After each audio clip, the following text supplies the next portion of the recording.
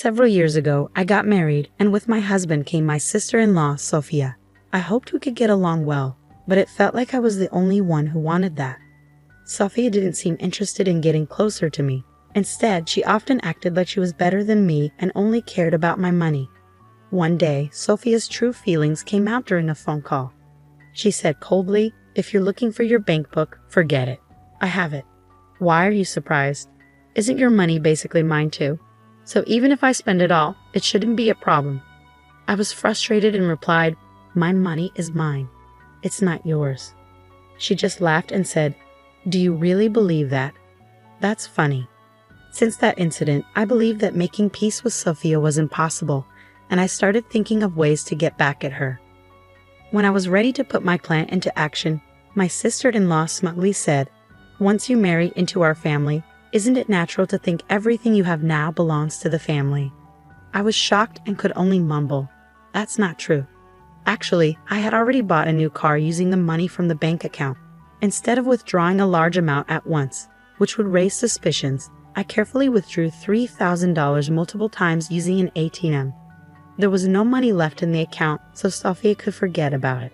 Sophia laughed loudly, clearly feeling victorious. Seeing her in such a good mood, I decided to strike back. "Then I'll give up on the bank book and the money inside it, as you say." "What are you talking about?" she asked, confused. "You told me earlier to forget about the bank book and the money, right?" "Yes, I did. But you're the one who needs to let go. Can you guess why?" "Isn't it obvious? The bank book is in your name. Have you checked whose name is on it?" "Of course it was kept on a shelf in your house, so it must be in your name," Sophia said, sounding irritated. But I didn't back down. Her slip of the tongue was a big advantage for me now. "Sister-in-law, it seems you misunderstood something." Then I started to explain everything slowly and carefully to Sophia. "My name is Emma. Let me take you back to when I married my husband, Lucas. His family runs a metal processing business. His dad is the boss, and his mom handles office work. Lucas works hard as an employee there. It's a pretty big company with many talented people, including Lucas. I really want to support his family's business, but in the midst of all this, I noticed my mother-in-law looking exhausted.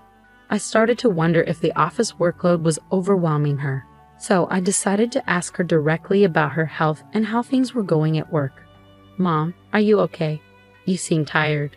"Thank you for asking. Actually, 2 of our office staff recently quit, so I've been handling most of the work by myself," she replied. "Wow, that sounds really tough, managing everything alone," I exclaimed, surprised by the workload.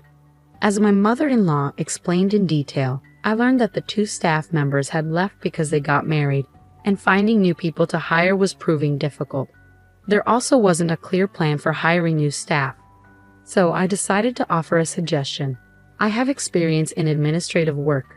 If there's any way I can help, even a little bit, I'd be happy to support. My mother-in-law's face lit up.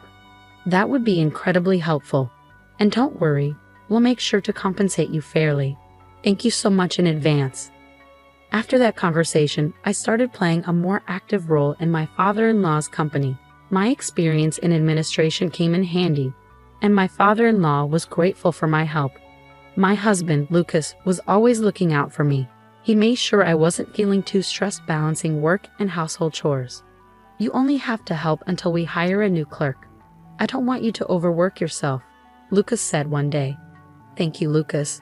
But I get along well with your mom, and compared to my previous job, the environment here is much better.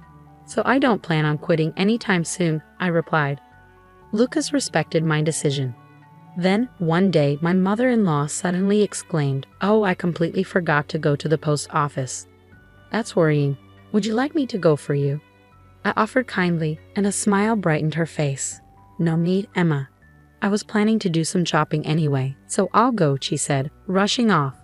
In the short time she was gone, it felt almost planned when my sister-in-law showed up at the office. "Hey, Emma, long time no see." Sophia's voice sounded friendly.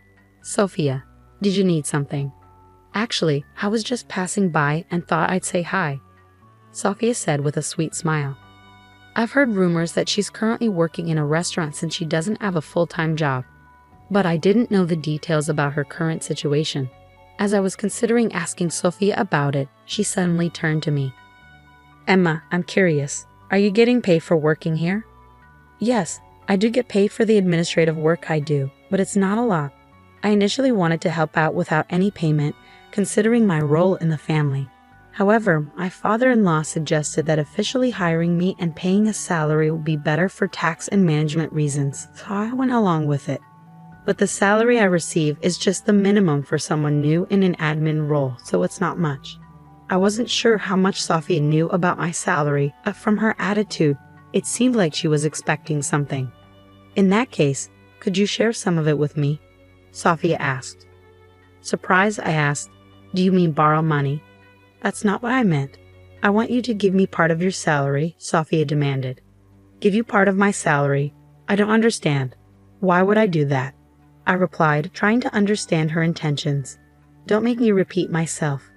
Just give it to me now, Sophia insisted, her expression turning serious as she approached me. Then she noticed a small safe on the table. It's in there, isn't it? She asked, reaching for the safe.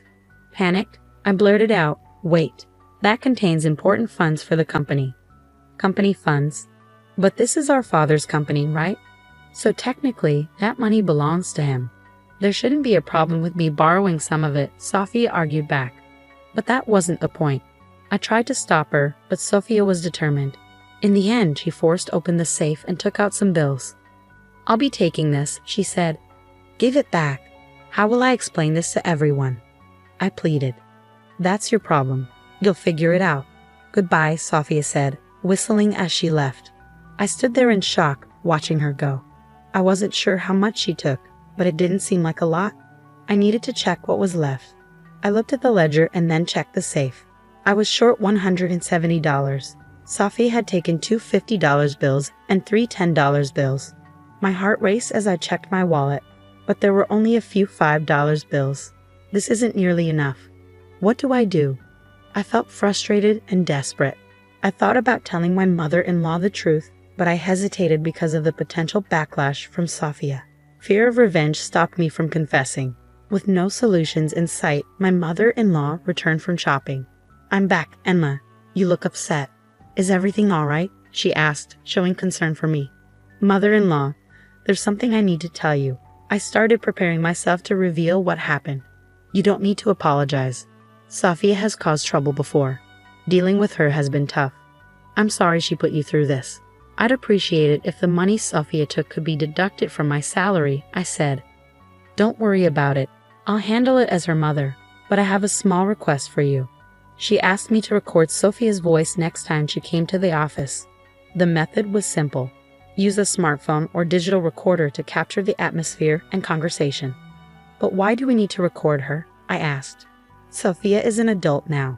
I believe she needs to face proper consequences for what she did, my mother-in-law said. Indeed, that's true. But to make sure she doesn't repeat her mistakes, we need to show her the significance and impact of her actions. I agreed. After our conversation, I decided to always wear a voice recorder. A week later, while my mother-in-law was out, Sophia showed up at the office again. Hey, how's it going, Emma? She greeted me. Why are you here again? I asked nervously, discreetly starting the voice recorder. I'm a bit short on cash right now, so I thought I'd borrow some from you, she said. I'm definitely not lending you any money, I replied firmly. Why? You lent it to me before, didn't you? Sophia argued. That was you taking it without permission, I reminded her. But you managed to cover for it later, didn't you? She countered. I couldn't admit that I had informed my mother-in-law about what happened. If I did, Sophia would likely leave immediately, and I wouldn't be able to gather the evidence my mother-in-law requested. Thinking carefully about my response, I said, You found a way to fix the situation, didn't you? Can you lend me some money today? That's not possible, I replied firmly. You married into this family, right? As a daughter-in-law, can you go against your in-laws' wishes? Sophia's argument surprised me with its irrationality. Enough with the excuses. Give me the key to the safe. Sophia slammed the desk in anger. Just then, I heard my mother-in-law's footsteps approaching from outside. What are you doing, Sophia? My mother-in-law's voice startled Sophia. Oh, Mom. You haven't found a proper job, and now you're asking for money from your sister-in-law. Aren't you even a bit ashamed? Well, What exactly are you thinking, Sophia? Quit bothering me. I may not have a full-time job, but I'm working part-time and managing just fine. At your age, still relying on part-time work? Aren't you embarrassed? Your friends have careers, families, and you're still. It's my life, and I'll live it how I want. And I have a great partner. Sophia interrupted, clearly agitated, before storming out of the room. After she left, I felt relieved. Mother-in-law, I appreciate your understanding, I said sincerely. Don't worry. Now that Sophia knows, she must be feeling some regret. My mother-in-law reassured me with a smile. But despite her reassurance, I still felt anxious. I was worried that Sophia might return with more demands. One day, when I visited my mother-in-law's house, she showed me a piece of paper. I got an invitation to Sophia's wedding recently, she said. It was indeed a wedding invitation. The groom's name was Leo. I didn't recognize the name, but my mother-in-law seemed to know him and looked somewhat worried. Leo is actually the son of the factory manager, she explained. Huh, he's the factory manager's son. That's unexpected, I said. The factory manager was someone my father-in-law had worked closely with and highly respected. Is the factory manager discussing anything specific about his son's marriage? I asked.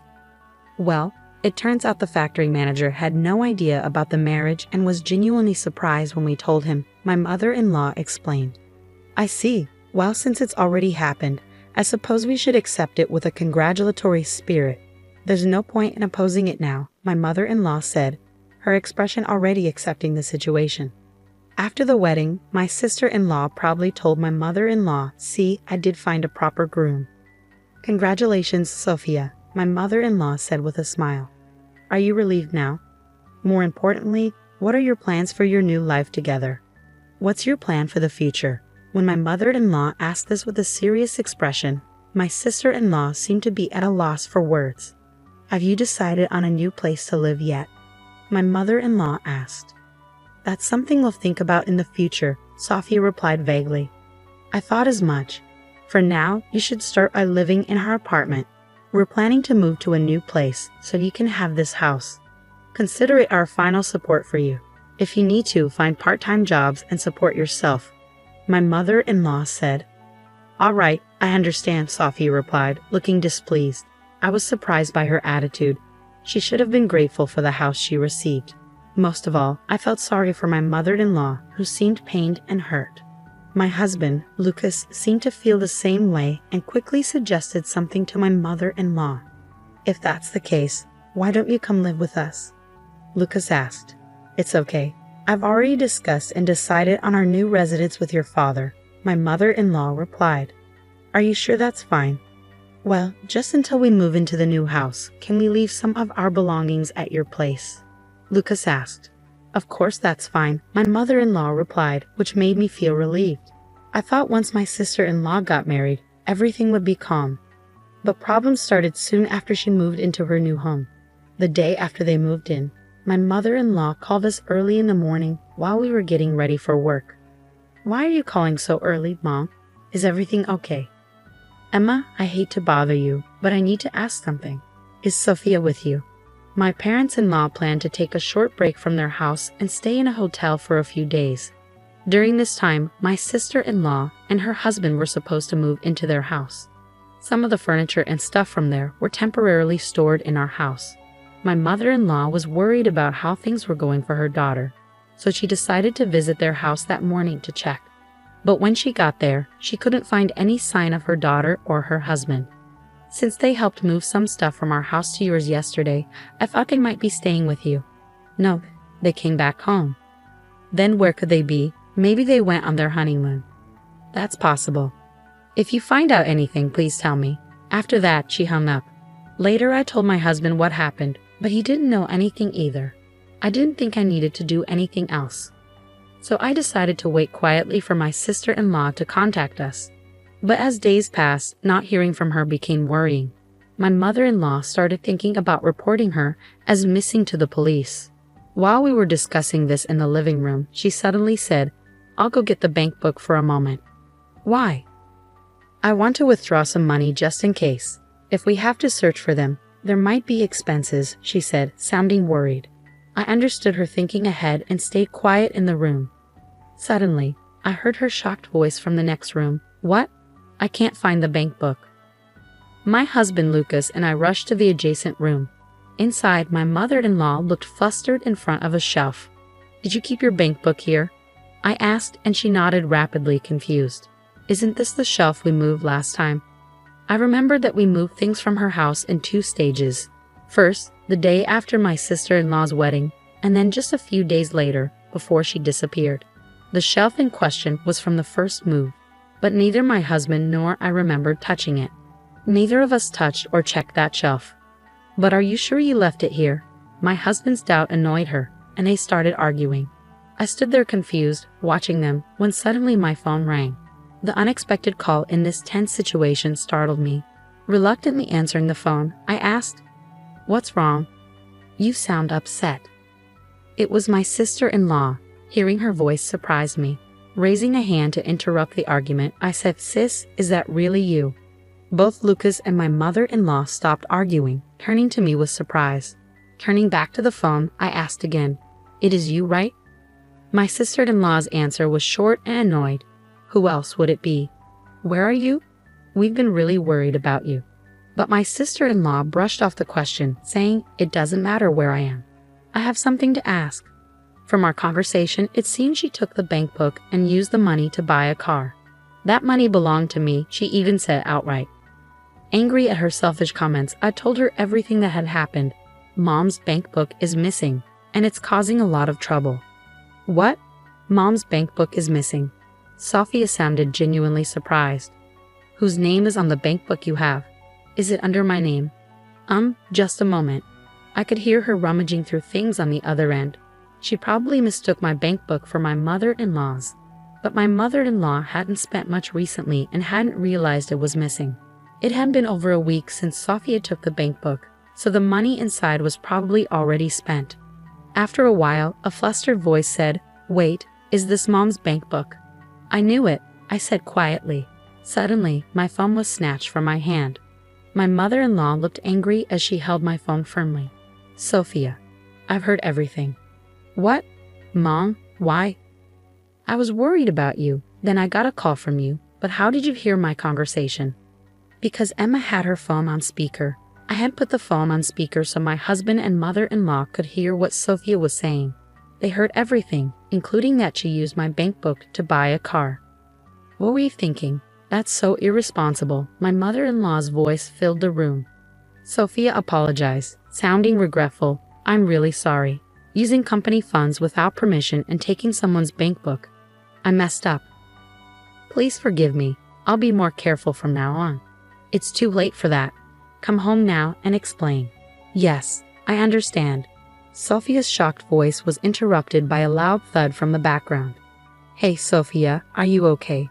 my mother-in-law asked, but there was no reply. After a moment, Sophia's frantic voice came back. "Help me at the convenience store parking lot." Then the call ended suddenly. We could guess what happened. Sophia might have hit the gas instead of the brake and driven the car into the store while on the call. Soon after, the police reported that Sophia's car crashed into the store. Both Sophia and her husband were in the car. Luckily, they weren't seriously hurt, but the aftermath was messy. It turned out Sophia didn't have car insurance, so they had to pay for all the repairs themselves. My in-laws were furious. They went to get Sophia right away. Sophia's husband's parents were also angry, especially his father, who manages a factory. He scolded Sophia harshly, saying, "Just because you're part of this family now, do you think everything should be handed to you?" Those were the same words Sophia used with me. Just telling my mother-in-law wasn't the end of my plan. I made sure Sophia's father-in-law, the manager, heard a recording of the conversation too. With Sophia's own words on record, she couldn't deny anything. The manager was even tougher on them. He ordered Sophia and her husband, "Since you're broke, you'll work for me and hand over your earnings." After that, they had no choice but to work at the factory under strict supervision. It was the best option financially. My in-laws kept a close eye on them, both at work and at home. They worked all day and lived under scrutiny afterward. Feeling overwhelmed, Sophia eventually approached me at the factory, crying, asking for help. "I'll do anything. Please forgive me. Anything? Then work sincerely and pay back what you took from us." Seeing Sophia so desperate, breaking down in front of me, was unexpected. Her state showed how worn out she was mentally. It's a moment I won't forget. Part of me thought, "You deserve this," but seeing her like that, I felt a twinge of sympathy, but she brought it on herself. Changing the subject, my life took a big turn shortly after. I decided to quit my job. I heard they were hiring new staff, and I found out I was pregnant. I want to focus on my new life with my baby and make